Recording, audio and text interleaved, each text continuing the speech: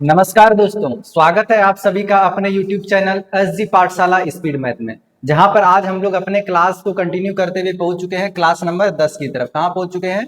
Class number 10 की तरफ। बाकी आपके 9 क्लास में काफी अच्छे अच्छे टॉपिक्स को कंप्लीट कराया गया है। आपका प्लेलिस्ट बना हुआ है उनका, आप वहां पे जाएंगे और सारे क्लास को क्या करेंगे, वॉच आउट करेंगे। जिनके बाद आपको जो आज की क्लास में जो भी चीजें हैं उसे आप अच्छे से रिलेट करके क्या कर पाएंगे, आसानी से समझ पाएंगे। तो वो रिलेट करने के लिए आपको क्या चीज का जरूरत पड़ेगा, आप मेरा जो पिछला क्लास है वो सारे क्लास को आपको क्या करना पड़ेगा, देखना पड़ेगा। तब आप काफी अच्छे ढंग से इस क्लास को और भी समझ पाएंगे। तो चलिए हम लोग ज्यादा लेट ना करते हुए हम लोग देखते हैं कि आज की क्लास में आपका क्या रहने वाला है। आज की क्लास में हम लोग पढ़ेंगे कक्षीय वेग। क्या पढ़ेंगे? कक्षीय वेग, जिसे हम लोग क्या बोलते हैं, देखिए कक्षीय वेग है हमारा ऑर्बिटल वेलोसिटी। क्या बोलेंगे इसे? ऑर्बिटल वेलोसिटी इंग्लिश में बोल रहे हैं, और इसे हिंदी में क्या बोलेंगे? कक्षीय वेग। इनके बारे में क्या, इसके बारे में क्या थ्योरी है और भी बहुत सारे वैज्ञानिकों ने क्या क्या अपने राय दिए हैं, ठीक है ना। तो उस चीज को हम लोग इस क्लास में जानेंगे, वैज्ञानिकों का क्या क्या योगदान रहा है इस चीज को समझाने के लिए। समझ में आ रहा है? क्लियर हो रहा है? चलिए हम लोग देखते हैं। जैसे कि आप जानते हैं कि हमारा जो है क्लास में कंटिन्यू होते हुए हम लोग कहाँ पहुंच चुके थे, हम लोग पहुंच चुके हैं कक्षीय वेग। कहाँ पहुंच चुके हैं? कक्षीय वेग पे। तो जिसमें से आपका देखिए पहला क्लास जो हुआ था, पहला क्लास से कुछ कंटिन्यू होते हुए आपका क्या हम लोगों ने किया था, गुरुत्वाकर्षण का सार्वत्रिक नियम कंप्लीट हो गया है, गुरुत्व त्वरण हो गया, और हम लोगों ने पिछले क्लास में क्या पढ़ा, पलायन वेग के बारे में पढ़ा है। और आज का जो आपका क्लास रहेगा कक्षीय वेग के ऊपर रहने वाला है। क्या रहेगा? कक्षीय वेग के ऊपर रहेगा। उसके बाद फिर हमारा जो बाकी रिमेनिंग आपका जो टॉपिक्स बचता है वो सभी कंप्लीट कराए जाएंगे। तो आप क्लास में क्या करेंगे, कंटिन्यू बने हुए रहेंगे, ठीक है ना। तो आज क्या पढ़ेंगे हम लोग? कक्षीय वेग पढ़ेंगे। तो आप लोग देख सकते हैं कि आपके सामने क्या है, कक्षीय वेग लिखा हुआ है, और प्लस में आपके सामने क्या दिख रहा है, डायग्राम भी दिख रहा है। क्या दिख रहा है आपके पास? एक डायग्राम या पिक्चर आपके सामने दिख रहा है, जो कि आपको कक्षीय वेग को समझने में क्या करेगा, काफी ज्यादा हेल्प करेगा। आपको कक्षीय वेग समझने में काफी ज्यादा क्या होने वाला है, हेल्प होने वाला है, ठीक है। आपके सामने जो ये फिगर है, तो आप देख सकते हैं आपके पास जो है थ्योरी में क्या लिखा गया है, परिभाषा में, किसी उपग्रह है ना, ये क्या है आपके पास, ये हमारा क्या है, पृथ्वी है, और ये आपका क्या है, सैटेलाइट। एक क्या आपका उपग्रह है, क्या है आपका सैटेलाइट को हम लोग क्या बोलते हैं, उपग्रह बोलते हैं। जैसे कि ये पृथ्वी है और पृथ्वी के चारों तरफ क्या चक्कर लगा रही है, हम लोग जैसे जनरली जानते हैं चंद्रमा चक्कर लगा रही है। तो चंद्रमा क्या हो गया, एक तरीके से आपका उपग्रह हो गया। क्या हो गया? उपग्रह। और ये भी आपका क्या कर रही है, पृथ्वी का चक्कर लगा रही है। बस इस चीज को समझना है कि जो भी पृथ्वी के चारों तरफ चक्कर लगाते हैं वो क्या कहलाते हैं, उपग्रह कहलाते हैं। क्या कहलाते हैं? उपग्रह कहलाते हैं। और ये आपका पृथ्वी क्या होता है, ग्रह होता है, और ग्रह के जो भी चारों ओर चक्कर लगाते हैं वो क्या कहलाते हैं, उपग्रह लगाते हैं। तो यहाँ पे आपका सैटेलाइट क्या हो गया, आपका उपग्रह है ना। क्या उपग्रह है? तो किसी उपग्रह, तो किसी ग्रह, जैसे कि आपका क्या है, किसी ग्रह, जैसे हम लोग पृथ्वी को यहाँ कंसिडर कर रहे हैं, पृथ्वी जैसे पृथ्वी हो गया के चारों ओर स्थिर वृत्ताकार कक्षा में बनाए रखने के लिए जो न्यूनतम वेग चाहिए, है ना। ये क्या आपका पृथ्वी है, पृथ्वी के बाहर एक क्या है, ऑर्बिटल है, ऑर्बिट है, कक्षा है। ये जो आपका सैटेलाइट दिख रहा है ना, सैटेलाइट जिसे आप क्या बोलिए, उपग्रह बोलिए, ये इसकी पृथ्वी के बाहरी कक्षा में क्या कर रही है, चक्कर लगा रही है। क्या कर रही है? चक्कर लगा रही है। और इसको ये चक्कर लगाने के लिए कितना मिनिमम स्पीड चाहिए, है ना, इसके पास जो वो मिनिमम स्पीड होना चाहिए पृथ्वी का चक्कर लगाने के लिए, उसी को हम लोग क्या बोल रहे हैं, कक्षीय वेग बोल रहे हैं। क्या बोल रहे हैं हम लोग? कक्षीय वेग बोल रहे हैं ना। तो उसे क्या बोलेंगे हम लोग, कक्षीय वेग, जिसे ऑर्बिटल वेलोसिटी कहा जाता है। क्या बोलते हैं हम लोग? ऑर्बिटल वेलोसिटी होता है, ठीक है। तो सिंपल से समझने वाला यहाँ पे ये बात है कि पृथ्वी के चारों ओर जो भी उपग्रह चक्कर लगाते हैं, उसे चक्कर लगाने के लिए जो मिनिमम स्पीड चाहिए, कितना मिनिमम स्पीड चाहिए, वही क्या कहलाता है, उनका कक्षीय वेग कहलाता है ना। क्या कहलाता है? कक्षीय वेग कहलाता है। आपके यहाँ पे किसमें डेफिनेशन में लिखा भी गया है, किसी उपग्रह को किसी उपग्रह क्या है, किसी उपग्रह को किसी ग्रह के चारों ओर स्थिर वृत्ताकार कक्षा में बनाए रखने के लिए, है ना, इसको क्या करना है, इसी वृत्ताकार कक्षा में आपको कंटिन्यू बने हुए रहना। ऐसा नहीं कि यहाँ से चला फिर यहाँ से यहाँ आ जाए, फिर यहाँ से इधर ऊपर चले जाए, नहीं, उसका जो एक पाथ है उसी पाथ पर वो कंटिन्यू घूमते हुए रहना चाहिए। क्या होना चाहिए? उसी पाथ पर इसे कंटिन्यू घूमते हुए रहना पड़ेगा, और वो एक मिनिमम स्पीड के साथ जो होगा तभी वो एक अपने एक निश्चित कक्षा में क्या करेगी, घूमती रहेगी। वृत्ताकार कक्षा में बनाए रखने के लिए जो न्यूनतम वेग है ना, क्या बताया मैंने, वो जो क्या चाहिए, इसको एक मिनिमम वेलोसिटी होगा, उसका मिनिमम गति होगा, वही आपका क्या कहलाएगा, कक्षीय वेग कहलाएगा, है ना। सिंपल सा है कि आपका उस इसे कक्षा में बनाए रखने के लिए जो इसका न्यूनतम वेग है वही आपका क्या कहलाया, कक्षीय वेग कहलाया, है ना। क्या कहलाया? आपका कक्षीय वेग कहलाया। जैसे हम लोगों ने यहाँ पे पृथ्वी और सैटेलाइट का एग्जाम्पल लिया है, उसी तरीके से आप जानते हैं पृथ्वी किसके चक्कर लगाती है, पृथ्वी सन के चक्कर लगाती है। किसके चक्कर लगाती है? पृथ्वी सूर्य के चक्कर लगाती है। तो उसके लिए भी जो पृथ्वी को सूर्य के चारों ओर चक्कर लगाने के लिए क्या करना पड़ता होगा, एक उसका एक मिनिमम स्पीड है, कितना है, मिनिमम स्पीड है जो कि उसे क्या करती है, उस कक्षा में बनाए रखती है। क्या करती है, मिनिमम स्पीड जो उसे अपने कक्षा में बनाए रखती है, वो उसका क्या कहला जाएगा, कक्ष वेग कहलाएगा। जैसे कि आप लोग जानते हैं कि पृथ्वी जो सूर्य का चक्कर लगाती है उसका कितना स्पीड होता है, तो आप लोग जानते हैं 29.8 किलोमीटर पर सेकेंड स्पीड होता है पृथ्वी का सूर्य के चारों ओर चक्कर लगाने का। क्या होता है, सूर्य के चारों ओर चक्कर लगाने का कितना स्पीड होता है, 29.8 किलोमीटर पर सेकेंड, है ना। तो ऐसे करते हुए वो क्या करती है, अपने एक साल में पूरे स्पीड क्या करती है, अपने सूर्य के चारों ओर का चक्कर लगा पाती है। क्या करती है, सूर्य के चारों ओर का चक्कर लगा लेती है, ठीक है। तो वो क्या कहलाया, पृथ्वी का वो कक्षीय वेग कहलाया। क्या कहलाया, पृथ्वी का कक्षीय वेग, वो मिनिमम वेलोसिटी हुआ। क्या हुआ, मिनिमम वेलोसिटी, जिसे ही हम लोग क्या बोल रहे हैं, कक्षीय वेग बोल रहे हैं। क्या बोल रहे हैं, कक्षीय वेग बोल रहे हैं, है ना, ऑर्बिटल वेलोसिटी। क्लियर हो रहा है यहाँ तक। हम लोग कक्षीय वेग किसे बोलेंगे, किसी भी ऑब्जेक्ट, किसी भी सैटेलाइट को अपने उस पाथ पर कंटिन्यू बने रहने के लिए जो उसे मिनिमम स्पीड चाहिए, है ना, मिनिमम वेलोसिटी चाहिए, वो क्या है उसका, वो क्या कहला जाएगा, उसका कक्षीय वेग कहला जाएगा। बस क्लियर है। और आप जानते हैं कि यहाँ पे सैटेलाइट किधर फोर्स लगा रहा है, ये नीचे की तरफ फोर्स लगा रहा है ना, इसका सेंटर की तरफ फोर्स लग रहा है। आपका ये डायरेक्शन भी दिख रहा है। और वेलोसिटी किधर है, आगे की तरफ वेलोसिटी और फोर्स किधर लग रहा है, नीचे की तरफ आपका केंद्र की तरफ, सेंटर की तरफ आपका क्या लग रहा है, फोर्स लग रहा है। और आपका जानते हैं पृथ्वी का रेडियस होता है और ये सैटेलाइट कुछ हाइट पे होता है। क्या होता है, ये सैटेलाइट कुछ हाइट पे है, ये हमारा अर्थ है। बस इतना सा कॉन्सेप्ट है, क्लियर हो रहा होगा। चलिए अब हम लोग इसी क्लास में आगे बढ़ते हैं। अब देखिए कक्षीय वेग तो हो गया। अब हम लोग जानेंगे कि आपके एग्जाम में जो पूछे जाते हैं, आपसे एग्जाम में क्या पूछे जाते हैं, कक्षीय वेग का फॉर्मूला पूछा जाता है। क्या पूछा जाता है, कक्षीय वेग का फॉर्मूला, है ना। कक्षीय वेग का फॉर्मूला क्या होता है, तो आप लोग जानते हैं कि हम लोगों ने अपने पिछले क्लास में क्या पढ़ा था, पलायन वेग, है ना। क्या पढ़ा है, पलायन, सॉरी, हम लोगों ने पलायन वेग पढ़ा है और पलायन वेग का भी क्या देखा है, फॉर्मूला देखा है वहां पे, है ना। चलिए हम लोग लिखते हैं पलायन वेग। पलायन वेग का क्या होता है फॉर्मूला, पलायन वेग का हम लोग क्या लिखते थे फॉर्मूला, कैसे होता था, एस्केप वेलोसिटी, है ना, जिसे हम लोग क्या बोलते हैं, एस्केप वेलोसिटी बोलते हैं। आपका क्या हो जाता था, √2g डिवाइड बाय r, है ना। ये क्या होता था आपका एस्केप वेलोसिटी, जिसे पलायन वेग बोल रहे हैं, उसका फॉर्मूला हुआ करता था। ये क्लियर है यहाँ तक। और आज का जो आपका फॉर्मूला है किसका है, कक्षीय वेग, जिसे हम लोग क्या बोल रहे हैं, ऑर्बिटल वेलोसिटी। क्या बोलेंगे, ऑर्बिटल वेलोसिटी। तो इसे हम लोग किससे डिनोट कर दें, ये ऑर्बिटल वेलोसिटी, वी से वेलोसिटी हो गया, इज इक्वल टू, इसका फॉर्मूला क्या होता है, केवल आपको यहाँ पे क्या करना है, आपका ये 2 नहीं रहेगा, gm डिवाइड बाय क्या हो जाएगा, r रहेगा। क्या रहेगा, gm डिवाइड बाय r, ये आपका क्या हो जाता है, ऑर्बिटल वेलोसिटी, है ना। यहाँ पे जैसे हम लोग को पता है कि ये क्या आपका g क्या है, गुरुत्वीय नियतांक है। क्या है आपका गुरुत्वीय नियतांक, जिसका वैल्यू कितना होता है 6.67 इंटू 10⁻⁻11 न्यूटन मीटर स्क्वायर पर केजी स्क्वायर, है ना। आपका क्या हो गया, g गुरुत्वीय नियतांक हो गया। और v क्या होता है, कक्षीय वेग होता है। क्या होता है v, आपका जो यहाँ पे लिखा है क्या है, कक्षीय वेग, है ना। क्या आपका ऑर्बिटल वेलोसिटी है आपका v। आपका m किसका है, पृथ्वी का द्रव्यमान है। ये m किसका द्रव्यमान है, पृथ्वी का द्रव्यमान। r क्या आपका रेडियस, है ना, पृथ्वी के केंद्र से उपग्रह की क्या आपकी दूरी है। तो वहां पे आप लोगों ने देखा था r, और एक हाइट भी था, है ना, r प्लस h करके दोनों को ऐड करके हम लोग यहाँ पे r का वैल्यू क्या करते हैं, लिखते हैं, है ना। ये क्लियर हो रहा है यहाँ तक।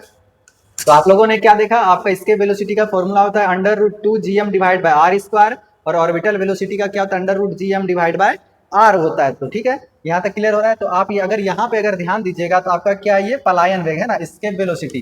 क्या आपका escape velocity is equal to, हम लोग का क्या होता है फॉर्मूला, 2gm डिवाइड बाय क्या आपका r है ना। क्या आपका ये r है, क्या है आपका r है, ठीक है। ये भी आपका किस में है, रूट में ही है ना, इसमें है आपका, ये भी रूट में है आपका, यहाँ तक क्या ये रूट है ना। तो अगर आप यहाँ पे देखिएगा तो आपका क्या है, gm डिवाइड बाय r, क्या आपका gm डिवाइड बाय r है। तो आप यहाँ भी देखिए वेलोसिटी क्या है, ऑर्बिटल वेलोसिटी, है ना, gm डिवाइड बाय क्या है, r है। तो हम लोग क्या इसके जगह पे इस चीज को लिख सकते हैं कि नहीं लिख सकते हैं, लिख सकते हैं। इसके जगह पे हम लोग क्या लिख सकते हैं, ये चीज लिख सकते हैं, इसके वेलोसिटी इज इक्वल टू क्या आ जाएगा आपका, √2 केवल अंदर में रहेगा, और साथ में क्या हो जाएगा, ये वेलोसिटी हो जाएगा ऑर्बिटल वेलोसिटी। क्या हो जाएगा आपका, ये ऑर्बिटल वेलोसिटी, है ना, ऑर्बिटल वेलोसिटी। तो आप लोग कह सकते हैं कि पलायन वेग, है ना, इसके वेलोसिटी बराबर क्या हो जाता है आपका, √2 कक्षीय वेग होता है। क्या होता है, √2 कक्षीय वेग होता है, ठीक है। ये तो आपके एग्जाम में ऐसे नहीं पूछा जाता है, आपको बस हम केवल बता रहे हैं कि किस तरीके से हम लोग लिख सकते हैं। अगर आपसे कभी पूछा जाए कि आपका इसके वेलोसिटी कितने कक्षीय वेग के बराबर होता है, तो आप क्या बोलेंगे, √2 के बराबर होता है। ये कभी कभी आपके एग्जाम में ऑब्जेक्टिव में क्या किया जाता है, पूछ लिया जाता है। क्या कर लिया जाता है, पूछ लिया जाता है। तो आपको इसका भी मालूम होना बहुत जरूरी है। आपको क्या क्या यहाँ पे मालूम होना जरूरी है, इसके वेलोसिटी का फॉर्मूला क्या होता है, और प्लस में आपका ऑर्बिटल वेलोसिटी का क्या फॉर्मूला होता है, और आपका इसके वेलोसिटी किसके बराबर होती है, तो वो √2 क्या होती है, ऑर्बिटल वेलोसिटी के बराबर होती है। क्या होती है, √2 ऑर्बिटल वेलोसिटी के बराबर होती है। ये चीज को आपको क्या रखना है, ध्यान में रखना है, ठीक है। ये आपको ध्यान में रखना है, ये और आपको ये क्या करना है, ध्यान में रखना है, ठीक है। तो आप समझ गए कि आपका कक्षीय वेग का फॉर्मूला क्या होता है। काफी अच्छे ढंग से हम लोगों ने यहाँ पे समझा है क्या होता है पलायन वेग, आपका क्या है, उसका फॉर्मूला भी लिखा गया। पिछले क्लास में हम लोगों ने पलायन वेग को काफी अच्छे ढंग से डिस्कस किया अपने क्लास में। क्लियर है, अब हम लोग आगे बढ़ सकते हैं। देखिए अब हम लोगों ने तो कक्षीय वेग देखा, उसके बाद अब हम लोग देखेंगे कि इस चीज को थ्योरी के लिए बहुत से वैज्ञानिकों ने अपने अलग अलग क्या दिए थे, अपने अलग अलग विचार व्यक्त किए थे, अलग अलग तथ्य दिए थे, अलग अलग क्या किए थे, अपने मॉडल प्रस्तुत किए थे। तो उसी में से हम लोग देखते हैं कौन से वैज्ञानिक ने क्या क्या कहा था और कौन से मॉडल दिए थे, ठीक है। तो सबसे पहले आपके सामने जो दिख रहा है वैज्ञानिकों का क्या होगा, यहाँ पे योगदान होगा। क्या होगा, वैज्ञानिकों का योगदान क्या क्या है ना। जैसे क्लॉडियस टॉलमी ने क्या अपना योगदान दिया था, ठीक है। उसने क्या बताया था, क्लॉडियस टॉलमी के द्वारा इन्होंने अपने थ्योरी में क्या चीज बताया था, क्या बताया था इन्होंने, पृथ्वी जो है ब्रह्मांड का केंद्र है।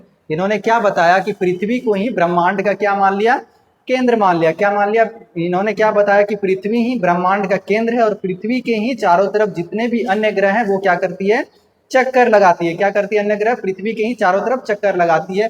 ये किसका मानना था, क्लॉडियस टॉलमी का मानना था। किसका मानना था, ये क्लॉडियस टॉलमी का मानना था, है ना। सभी ग्रह क्या करती है, सूर्य और तारे पृथ्वी के चारों ओर घूमते हैं, है ना। क्या करते हैं, पृथ्वी के चारों तरफ घूमते हैं। इसका किसका मानना था, ये क्लॉडियस टॉलमी का मानना था। तो इन्होंने ये जो अपना ये थ्योरी दिया था, इसको क्या नाम दिया था इन्होंने, अपना इस मॉडल को क्या नाम दिया था, जियोसेंट्रिक मॉडल। क्या नाम दिया था, जियोसेंट्रिक मॉडल, जिसे हम लोग क्या बोलते हैं, भूकेंद्रीय मॉडल। क्या बोलते हैं, भूकेंद्रीय मॉडल, ठीक है। तो ये चीज आपको एग्जाम में पूछा जाता है कि भूकेंद्रीय मॉडल किसके द्वारा दिया गया था, तो आप क्या याद रखेंगे, क्लॉडियस टॉलमी के द्वारा दिया गया था। किसके द्वारा दिया गया था, क्लॉडियस टॉलमी। यहाँ नाम से भी क्लियर हो रहा है, भू केंद्रित मॉडल मतलब क्या, भू केंद्रित मतलब क्या, पृथ्वी को केंद्र मानना, है ना। क्या मानना, पृथ्वी को केंद्र मान करके यह बताया गया कि सूर्य पृथ्वी के चारों तरफ चक्कर लगाती है। इसीलिए इस मॉडल का क्या नाम रखा गया, जियोसेंट्रिक मॉडल। क्या नाम रखा गया, जियोसेंट्रिक मॉडल। और इसे हिंदी में क्या बोलेंगे हम लोग, भूकेंद्रीय मॉडल बोलेंगे। किसके द्वारा दिया गया, क्लॉडियस टॉलमी के द्वारा दिया गया। क्लियर हो रहा है यहाँ तक। आपका जो क्लॉडियस टॉलमी है उसके द्वारा कौन सा मॉडल प्रस्तुत किया गया, भूकेंद्रीय मॉडल प्रस्तुत किया गया। आपके लिए बस इतना ही इंपॉर्टेंट है। कितना इंपॉर्टेंट है, क्लॉडियस टॉलमी के द्वारा भूकेंद्रीय मॉडल दिया गया, जिसमें पृथ्वी को ही केंद्र माना गया और यह बताया गया कि पृथ्वी के ही चारों तरफ क्या करती है, सूर्य चक्कर लगाती है। ये चीज आपके थ्योरी में बताया गया था क्लॉडियस टॉलमी के द्वारा। क्लियर हो रहा है। चलिए अब हम लोग आगे बढ़ते हैं। अब आप देखेंगे दूसरे वैज्ञानिक कौन है, निकोलस। कौन है, निकोलस। आपका नेक्स्ट वैज्ञानिक कौन है, निकोलस कोपरनिकस। क्या है, निकोलस कोपरनिकस। अब इन्होंने क्या बताया, है ना, निकोलस कोपरनिकस ने क्या थ्योरी दिया अपना, इन्होंने क्या बताया कि सूर्य जो है क्या है, सूर्य ब्रह्मांड सौरमंडल के केंद्र में, है ना। इन्होंने क्या बताया कि सूर्य जो है वो ब्रह्मांड के केंद्र में, क्या बताया, सूर्य ब्रह्मांड के केंद्र में और सूर्य के चारों तरफ अन्य ग्रह क्या करती है, चक्कर लगाती है। अन्य क्या करती है, अन्य ग्रह चक्कर लगाती है, ठीक है। तो कहीं ना कहीं अभी के थ्योरी के हिसाब से ये बिल्कुल सही था। अभी के हिसाब से वो क्या है, बिल्कुल सही है ना। इसके ऊपर ही हमारा जो अभी का जो बताया गया है, जितने भी सारे तथ्य हैं, इसी के थ्योरी से कुछ कुछ लिया गया है और उस चीज को प्रूव किया गया है ना। सूर्य क्या करती है, सूर्य क्या है, सौरमंडल के केंद्र में है पृथ्वी, और बाकी सभी ग्रह सूर्य के क्या चारों ओर क्या करते हैं, चक्कर लगाते हैं। किसने बताया था, निकोलस कोपरनिकस ने बताया। निकोलस कोपरनिकस ने क्या बताया, सूर्य को केंद्र में माना और यह बताया कि बाकी जो ग्रह हैं सूर्य के चारों तरफ चक्कर लगाते हैं। और इसे इन्होंने क्या बताया, हेलिसेंट्रिक थ्योरी, ठीक है ना। हेलिसेंट्रिक थ्योरी, इन्होंने जो अपना थ्योरी दिया इसे क्या नाम दिया गया, हेलिसेंट्रिक थ्योरी, जिसे सूर्य केंद्रित सिद्धांत भी कहा जाता है। क्या कहा जाता है, सूर्य केंद्रित सिद्धांत। मतलब इन्होंने अपने केंद्र में किसे माना सॉरी, सूर्य को केंद्र में माना और यह बताया कि सूर्य के चारों ओर जितने भी ग्रह हैं वो चक्कर लगाती है। क्लियर हो रहा है यहाँ तक। और बाकी क्या बताया, पृथ्वी क्या है, पृथ्वी क्या है, स्थिर नहीं है। और इन्होंने यह भी क्लियर किया कि पृथ्वी जो क्या है, स्थिर नहीं है, पृथ्वी भी घूम रही है। क्या कर रही है, पृथ्वी भी घूम रही है, पृथ्वी स्थिर नहीं है। जैसे कि पिछले स्लाइड में बताया गया था, पृथ्वी आपका क्या है, सेंटर में स्थिर है और सूर्य उसके चारों तरफ चक्कर लगाती है, ठीक है। लेकिन यहाँ पे इन्होंने ये क्लियर किया कि पृथ्वी स्थिर नहीं है, बल्कि अपने अक्ष पर क्या करती है, वो रोटेट करती है। अपने अक्ष पर क्या कर रही है, वो पृथ्वी रोटेट करती है, अपने अक्ष पर क्या करती है, घूमती है। ये किसके द्वारा बताया गया था, निकोलस कोपरनिकस के द्वारा। पृथ्वी सूर्य के चारों ओर परिक्रमा करती है ना, ये भी बताया गया कि पृथ्वी सूर्य के चारों ओर परिक्रमा करती है, जो कि इन्होंने अपने डेफिनेशन में ही क्लियर कर दिया था कि सूर्य को केंद्र मान रहे हैं और उसमें सूर्य के चारों तरफ बाकी सभी ग्रह क्या कर रहे हैं, चक्कर लगा रहे हैं। ठीक है, क्लियर हो रहा है। चंद्रमा पृथ्वी के चारों ओर क्या करती है ना, क्या करती है, चंद्रमा पृथ्वी के चारों ओर घूमती है। ये भी क्लियर कर दिया गया था किसके द्वारा, निकोलस कोपरनिकस के द्वारा, कि चंद्रमा जो है पृथ्वी के चारों ओर चक्कर लगाती है, ना कि सूर्य के चारों ओर चक्कर लगाती है। चंद्रमा किसकी ओर चक्कर लगाती है, चंद्रमा जो है पृथ्वी के चक्कर लगाती है। क्या करती है, चंद्रमा पृथ्वी का चक्कर लगाती है। ये भी क्लियर कर दिया गया था निकोलस कोपरनिकस के द्वारा। तारे बहुत दूर हैं इसीलिए वो स्थिर दिखाई देते हैं ना। हम लोग तो ये नहीं जानते कि तारे चक्कर लगा रहे हैं या नहीं लगा रहे हैं, इन्होंने ये क्लियर किया कि वो क्या है, काफी ज्यादा दूर है, इस वजह से हमें क्या दिखाई पड़ते हैं, वो स्थिर दिखाई पड़ते हैं। क्या दिखाई पड़ते हैं, वो स्थिर दिखाई पड़ते हैं। तो ये सारे चीज किसके द्वारा क्लियर किया गया था, निकोलस कोपरनिकस के द्वारा। इसमें से आपको सबसे ज्यादा जो इंपॉर्टेंट है याद रखने के लिए, क्या निकोलस कोपरनिकस के द्वारा कौन सा थ्योरी दिया गया था, कौन सा थ्योरी दिया गया था, तो वो क्या था, सूर्य केंद्रित सिद्धांत था। क्या था, सूर्य केंद्रित सिद्धांत, जिसे हम लोग क्या बोलते हैं, हेलिसेंट्रिक थ्योरी। क्या बोलते हैं, हेलिसेंट्रिक थ्योरी है ना। आपको ये चीज क्या करना है, याद रखना है। और आपका पिछला स्लाइड में जो था उन्होंने क्या दिया था, जियोसेंट्रिक थ्योरी है ना। आपका देख सकते हैं क्या था, आपका जियोसेंट्रिक मॉडल था, या भूकेंद्रीय मॉडल बोलिए, जिसे कि किसने दिया गया था, क्लॉडियस टॉलमी के द्वारा दिया गया था। किसके द्वारा दिया गया था, क्लॉडियस टॉलमी के द्वारा। और निकोलस कोपरनिकस के द्वारा क्या बताया गया, सूर्य को केंद्र माना गया। सूर्य को केंद्र में मान करके बताया गया कि बाकी सभी ग्रह जो है सूर्य के चारों ओर क्या करती है, चक्कर लगाती है। क्लियर हो रहा है। चलिए, और आपके जो नेक्स्ट वैज्ञानिक आते हैं उनका क्या कहना था, चलिए उन्हें भी देख लेते हैं। आपके जो नेक्स्ट वैज्ञानिक आते हैं कौन है, टाइको ब्राहे। कौन है, टाइको ब्राहे है ना। टाइको ब्राहे ने कौन सा मॉडल दिया था, टाइको ब्राहे ही मॉडल दिया था। उन्होंने अपने नाम के ऊपर ही क्या रख दिया था, टाइको ब्राहे मॉडल रख दिया था। क्या, टाइको ब्राहे मॉडल है ना। क्या था, टाइको ब्राहे के द्वारा टाइको ब्राहे मॉडल दिया गया था। यह एक मिश्रित मॉडल था। क्या था, ये एक मिश्रित मॉडल। मिश्रित मॉडल क्या था, जो कि पहला मॉडल जो दिया गया था कौन था, जियोसेंट्रिक मॉडल। और दूसरा जो था आपका हेलिसेंट्रिक मॉडल जो था, जिसे क्या बोल रहे थे, सूर्य केंद्रित है ना। क्या था वो, सूर्य केंद्रित था, उसे हम लोग क्या बोल रहे थे, दोनों मिक्स करके बताया गया। आप देख सकते हैं यहाँ पे आपका क्या है, सूर्य केंद्रित सिद्धांत है ना। आपका क्या है, सूर्य केंद्रित सिद्धांत, जिसे हम लोग हेलिसेंट्रिक थ्योरी बोल रहे हैं। और पहला क्या था आपका, जियोसेंट्रिक सिद्धांत है। वो दोनों को जब मिक्स करके देखा गया तो हमारा क्या बनता है, वो मिश्रित मॉडल है ना। मिश्रित मॉडल कौन सा था, किसके द्वारा, टाइको के मॉडल में बताया गया था कि आप टाइको ब्राहे के द्वारा बताया गया था। कौन सा मॉडल, हाइब्रिड मॉडल है ना। हाइब्रिड मॉडल, जिसमें कि दोनों क्या कर दिए गए थे, मिक्स कर दिए गए थे। इसमें क्या माना गया था, पृथ्वी में केंद्र स्थित रहे, पृथ्वी को इसमें क्या बताया गया, पृथ्वी जो भी क्या है, केंद्र में स्थित है ना। कहीं पे अप्लाई कर दिया गया कि पृथ्वी जो है केंद्र पे स्थित है। इसमें क्या बताया, पृथ्वी केंद्र में स्थित रहती है, सूर्य पृथ्वी के चारों ओर घूमती है ना। सूर्य क्या करती है, पृथ्वी के चारों ओर घूमती है। इसमें ब्राहे ने क्या बताया कि पृथ्वी को केंद्र मान लिया। क्या माना, पृथ्वी को केंद्र माना। और सूर्य जो क्या कर रही है, पृथ्वी के चारों ओर चक्कर लगा रही है ना। ये आपका क्या, ये पृथ्वी है ना। क्या ये पृथ्वी है, और पृथ्वी के चारों ओर आपका कौन चक्कर लगा रहा है, ये क्या आपका सूर्य है। क्या है, ये सूर्य है ना।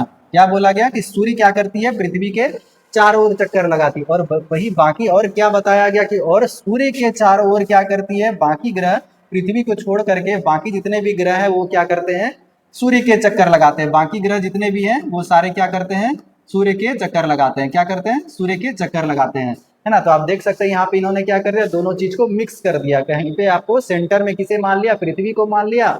और कहा गया कि पृथ्वी के चारों ओर सूर्य चक्कर लगाता है, और जो सूर्य है, सूर्य के चारों तरफ क्या करते हैं, बाकी जितने भी ग्रह बचे हैं, जितने भी चीजें हैं, वो क्या करते हैं, सूर्य के चक्कर लगाते हैं। इसीलिए इसे क्या बोला गया, हाइब्रिड मॉडल का नाम दिया गया। क्या नाम दिया गया, हाइब्रिड मॉडल का नाम दिया गया। बाकी ग्रह क्या करते हैं, सूर्य के चारों ओर चक्कर लगाते हैं।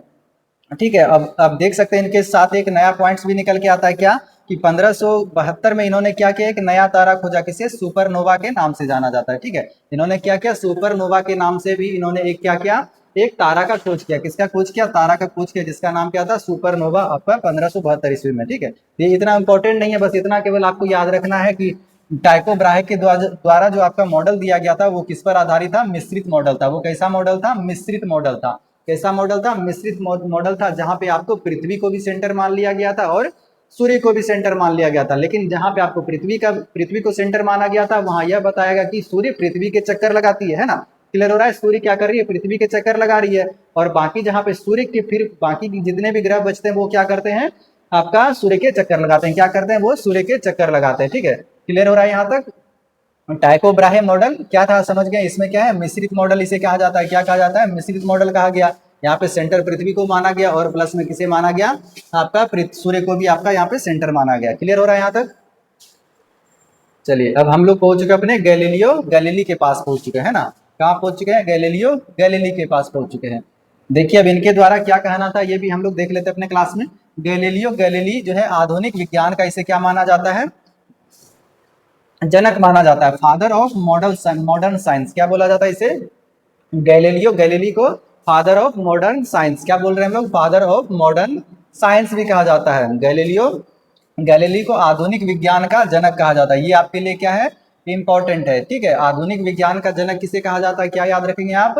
गैलीलियो गैलीली को कहा जाता है। इन्होंने क्या किया था? इन्होंने जो अवलोकन किया था, मतलब ऑब्जर्वेशन किया था और प्रयोग एक्सपेरिमेंट के आधार पर विज्ञान को मजबूती प्रदान किया था, है ना। क्या किया था इन्होंने? इसके टाइम तक क्या हो गया था? टेलीस्कोप आ गया था, ठीक है। क्या गया था?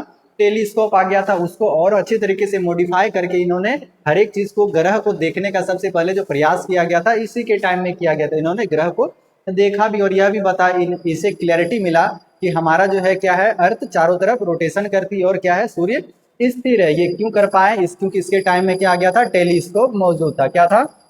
टेलीस्कोप मौजूद था। इन्होंने दूरबीन का क्या किया था? उपयोग किया था। इसी वजह से इन्होंने अपने थ्योरी में क्लियर कर सके थे कि हमारा जो है सूर्य है क्या है, स्थिर है और उसके चारों तरफ क्या करती है? पृथ्वी चक्कर लगाती है। क्या करती है? पृथ्वी अपने चारों तरफ ऑर्बिट में चक्कर लगाती है। वो भी किसके चारों तरफ? तो सूर्य के चारों तरफ चक्कर लगाती है। और इन्होंने ऐसा क्यों कर पाया? क्योंकि इन्होंने टेलीस्कोप के जरिए उसे अपनी आंखों से देख पाए थे। क्या कर पाए थे? दूरबीन दूरबीन का माध्यम से उन्होंने इस चीज को देखा था। इस वजह से इस थ्योरी को इन्होंने प्रूव भी कर दिया। क्या किया? इस थ्योरी को इन्होंने प्रूव किया कि सूर्य आपका क्या है, सेंटर में है और उसके चारों तरफ पृथ्वी क्या करती है? चक्कर लगाती है। पहली बार ग्रह और चंद्रमा को स्पष्ट रूप से देखा गया था, है ना। पहली बार क्या किया गया था? आपको ग्रहों को और चंद्रमा को स्पष्ट रूप से देखा गया था। किसके द्वारा देखा गया था?